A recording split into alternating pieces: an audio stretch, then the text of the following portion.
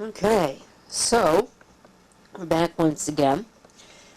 What I have here is a very reasonably priced Asus L8400, or L8400 series. I don't know if that's actually what it is. I guess we'll find out if it happens to work.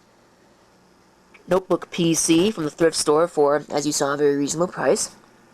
There's your power specifications, which we will need because I did not get a power supply with this. So we can see some more details. You can tell that it's old. It's got a Windows Millennium product key on it. And it's missing the battery. I hope it's only missing the battery. So what I'm going to do is, before I go ahead and power it up, I'm going to see how difficult it is to get this thing apart. And have a look at the interior. And see what's missing and what's not. Okay, well, I'm really not sure how this is supposed to come apart. I'm not going to get any more rambunctious with it than I did, but I got the keyboard and the palm rest off, which is revealing enough for me. I can see that there is RAM installed, which is good. I won't have to supply my own. Now, I don't know if that's the only memory slot you get. Somehow I doubt it. There might be one underneath this cover over here. But the other thing that was revealed, if I go ahead and put the keyboard back, when we flip up the palm rest, however, we can see we're missing the hard drive. So I'm going to have to supply my own. And that's a problem because my collection of laptop IDE hard drives is pretty close to nil. In fact, my only extra is this slow 4200 RPM 40 gigabyte drive that probably doesn't even work. So we'll see how that goes. The other thing that is revealed, though, it looks like this actually uses a standard battery, as opposed to some plug-in proprietary job like these things usually have. But that looks like that'll be easy to replace if I have to do so, and I probably will. I'm sure that battery's no good. Anyway, let me install this hard drive, and we'll see where we go from there. There it is, installed. Fortunately, it's kind of flapping around in the breeze there. There's not really much I can do about that. So let me put this thing all back together and we'll find a power supply. Look at this. Just found a broken standoff. That's a common problem with laptops of this era, is the plastic is brittle and then it breaks like that. It's not something I did, so obviously the previous owner, when they were going to remove the hard drive, got a little bit rambunctious with it, and it broke. So, oh well. There's probably a way to reform that. I may invest a little bit of time in doing so, but I don't know if I care that much. I think I've said in the past that when you pull screws out of a laptop, you should always make note of where they came from. Well, I didn't. Oops. But I got them all back into the right place by process of elimination. At least I hope they're all in the right place. It looks like they are, though. I didn't break anything or anything like that. Let's go ahead and have a look here. Ooh, hold on a minute. Is there a floppy in there? No. I thought there was. It's just that the door is a little loose. But there's a floppy drive. And a DVD-ROM. That'll be useful, actually. Because most of the software that I'd like to try and install on something like this is on DVD these days. On the back, we have the audio. Serial parallel. There's a docking station port, which looks not unlike a smaller SCSI connection. Ethernet. VGA. Looks like S-Video out there. PS2 combination keyboard and mouse. You can get breakouts for these, so you can use both. 2 USB ports, guaranteed to be USB 1.1 at best. Kensington lock. There is a cooling fan output, DC input, IR, and even though it's missing one of the doors, we have 2 PCNCIA card slots. Those are for 2 Type 2 and 1 Type 3. And there, of course, is where the battery would go. And on the front, we got the 2 speakers. Looks like battery and maybe a power LED and the power switch. That's a very interesting place for a power switch and a very interesting power switch. And of course, the latch to open up the display, which we'll go ahead and do here just so we can have a look. Make sure. Keyboard is kind of loose. There's probably a screw that's supposed to go in that somewhere. I don't know where it would go. I don't really care that much. I'm going to clean this display though. That display is filthy. And there's a little bit of dirt down there as well. Asus. And again, somebody's probably going to get on my case. It's pronounced Asus, you moron. Well, the company's name is Pegasus, so whether or not they or you like it, it's pronounced Asus. You know, it follows from grammar rules, English grammar rules, and the company's name of Pegasus. Alright, anyway. Little trackpad. There's the license stuff, and of course, Intel Pentium 3 of an unknown speed, at least as of right now. Alright, I'm going to clean that display, and I'm going to get a power supply, and we'll see if this thing actually works at all, or if it proceeds straight to the scene of the crash, the fire, or even both, if I happen to be extremely lucky. That's a quote from UXW Bill. Alright, display is nice and clean. Look at that. You can almost pass it off as factory. There's a couple scratches here, but it's not broken or anything equally as stupid. My universal power supply seems like it'll actually fit. Let's see if it actually works. You ready for this? 3, 2, 1, kaboom! Nothing.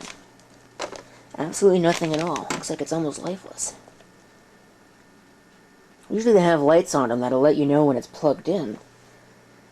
I guess this one doesn't. Now it's got keyboard lock indicators there, hard drive activity, and it looks like battery and maybe power. I don't know. Let's flip the power switch. Oh. Okay, well it comes on like that. Huzzah! It works! Asus Tech Notebook PC! Wow. Look at that high quality graphic. Let's see if we could get the post screen to show up. Oh good lord, that is going to take forever. It's got more than 256 megabytes of memory installed in it. 850 megahertz CPU. 384 megabytes. I can upgrade that.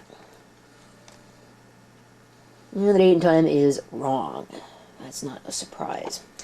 Okay, didn't really hear the post beep though. Interestingly, the optical drive has a volume control on it. I don't know if that applies to system volume or what. Let's go to setup. Yep, we have gone all the way back to the year 2000. Video display device, auto. Now I could probably upgrade the RAM. It just depends where the other module happens to be. I don't know, I'll have to find it. Okay. So I might set that to something vaguely sane. Use your installed memory. Or installed OS. There's our configuration for all our various devices. I usually like to set those to auto, just so it can figure itself out. I used to know what that meant. I don't anymore. Okay. You should set that to ECP, but I'm going to set that to auto as well. And we'll set it to ECP. You never know what you're going to be doing with a parallel port, so we'll put it in that. Alright, anything else? Local bus IDE, antivirus feature. Well, for being a fast boot, that sure wasn't fast, having to test all the memory.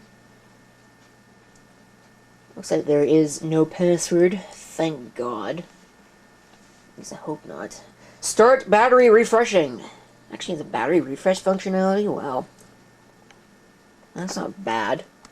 I think this, what did this say? Was this a Note BIOS 4.0? Oops. Oh, it doesn't even tell me. I thought it did. Oh, it tells me on the post screen. That's right. Alright. Usually, I like to... Oops. Ugh. That's not how that works. I like to set the CD-ROM before the hard drive. Alright. I don't know what that means. So we'll push F10, save and exit. Showed me for a split second there. Backlight's a little slow to come up. Yep, Phoenix BIOS 4.0. Well, it didn't necessarily say that it was a Note BIOS. Alright. What key skips the memory test? I don't remember. I thought it was the space bar, but it looks like it's not. So I guess we're going to have to wait for it to test all the memory. That's annoying. And I guess we'll find out if anything is on this hard drive. And maybe in a future video, we will actually put something on this. It didn't see my hard drive. Alright, boot menu. Hard drive. There's your information display. OS not found. Give me a second. Oh yeah, I think this drive is in excellent health. Look at this. Yeah, I'm gonna have to find a different hard drive for this. Let's continue. See what's on it. I actually don't know. Oh, this is probably going to be great. I think this is Ubuntu Budgie. I think this isn't going to work on this. Might even be 64-bit if I'm lucky, which definitely won't work on this. Let's sit back and relax and see if it actually happens to do something. Hard drive light is on. My fan ramped up in speed here. Hope that's not hope that's not a problem if I can actually talk. Let's see here. Is it going to do anything? Or did I lose the hard drive already?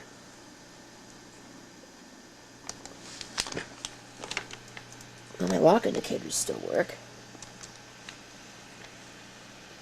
What if I lost the hard drive? Give me a minute. After all of that, looks like I actually got it to boot. I'm actually fairly impressed. But that hard drive is beyond screwed. Oh, maybe not. Oh, here we go. Does the trackpad button work? Okay, it does work. Alright, let's get some of that glare away. Let's see here. Where is the disk manager? I don't actually remember. This is Ubuntu with the Mate desktop. Really, it could be under anything, honestly. Probably under system. Preferences, hardware. That's a very stupid place for it. But Ubuntu has been busily making their operating system stupid anyway, so it doesn't really surprise me to see that. Disk is likely to fail soon, but it doesn't tell me why. I want to see the smart information, doggone it. That fan has 2 speeds, off and on, as far as I can tell. Alright, let's see.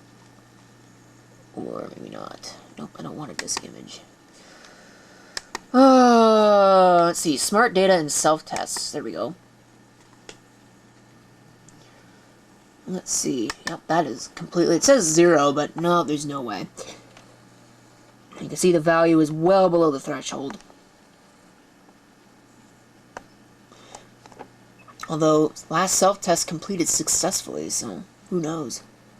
I don't like these Hitachi hard drives. They never tell you how many reallocations they've gone through, but although the reallocation count says 4387, and there are 454 pending reallocations, I guess is the way I was going to say that, but whatever the case may be, it's not even that old either. So, I don't know. It might hang on as a test drive, but I'm probably going to install something else on this, since I'm reasonably sure that Ubuntu is probably not exactly the most lightweight on resources. Let's see if I can find it. System monitor. Only 384 megabytes of memory. I'm sure that's well below what this thing probably... Yeah, we're using 60% in idle. Not good. This came off of the HP DV8000, if I didn't mention that already. I bet when I open up a web browser, it's going to crawl.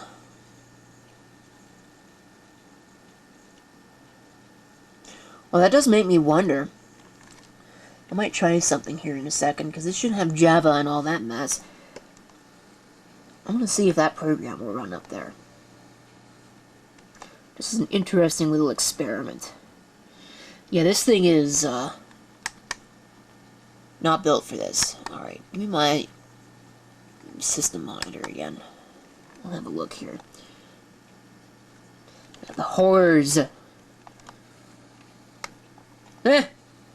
Yeah, actually that isn't going to work anyway because this doesn't have SSE. What is it? SSE 2? Yeah, whatever. So much for that idea.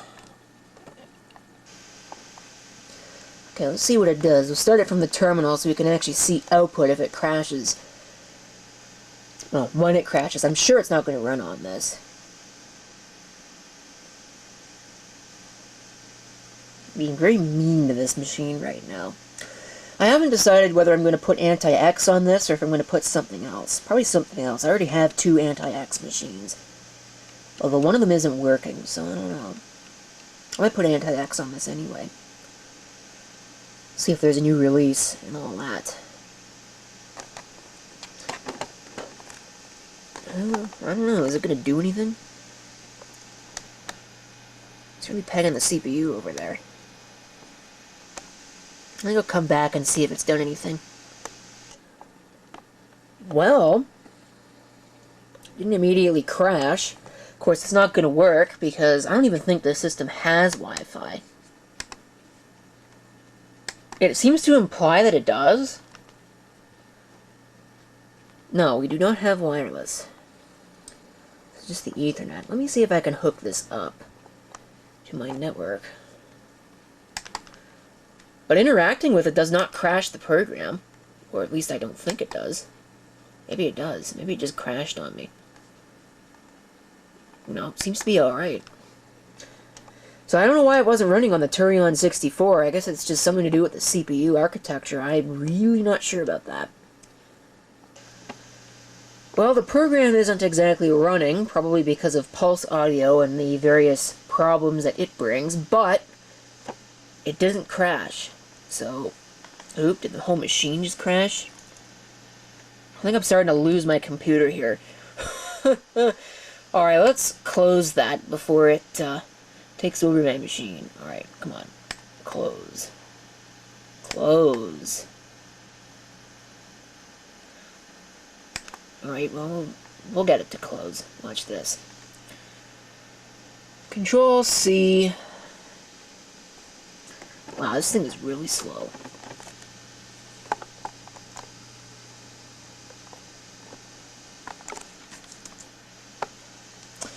Give me a minute.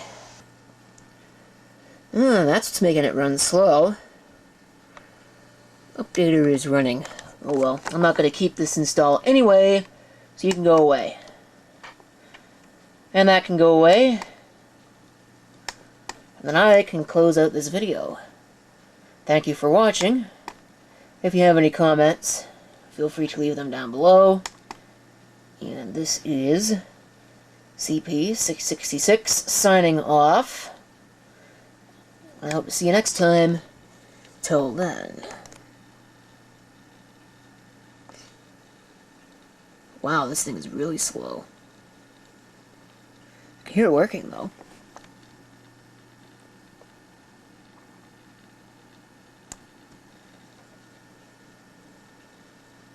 Alright, I don't think we need to sit here and wait for it. I can just close out the video.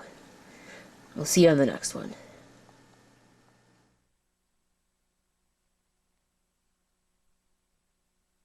What's funny?